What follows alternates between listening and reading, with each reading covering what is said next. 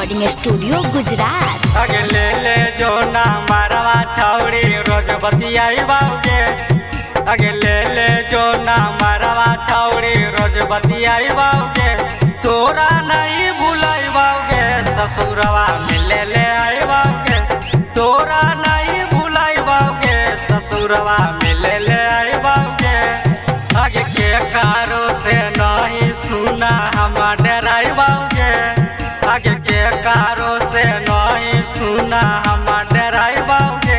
तोरा नहीं भुलाई बाऊगे ससुरवा मिले ले आई बाऊगे। तोरा नहीं भुलाई बाऊगे ससुरवा मिले ले आई बाऊगे। तोरा नहीं भुलाई बाऊगे, नहीं भुलाई बाऊगे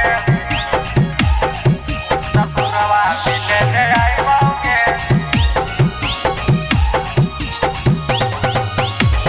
जाई ससुरवा कटतौ बतरा संगे रात के। मौका जब मिलता छौड़ी करिया हमसे बात गे। करिया हमसे बात गे। जाई ससुरवा कटतौ बतरा संगे रात गे।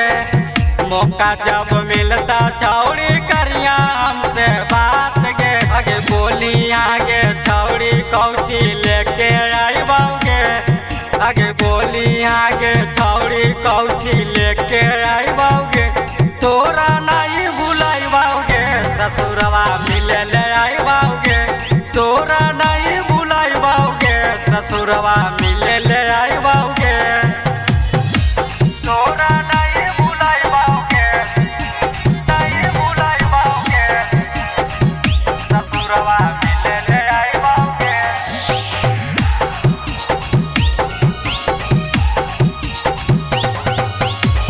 सानुस प्रेमी से करनी प्यार गे।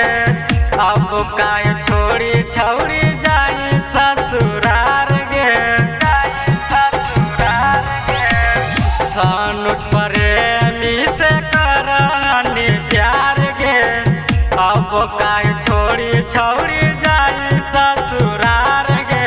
चंदन रंजित बेदर्दी भले कुटाई बाऊगे। चंदन रंजित बेदर्दी भले कुटाई बाऊगे। तोरा नहीं भुलाई बाऊगे ससुरवा मिले ले आई बाऊगे। तोरा नहीं भुलाई बाऊगे ससुरवा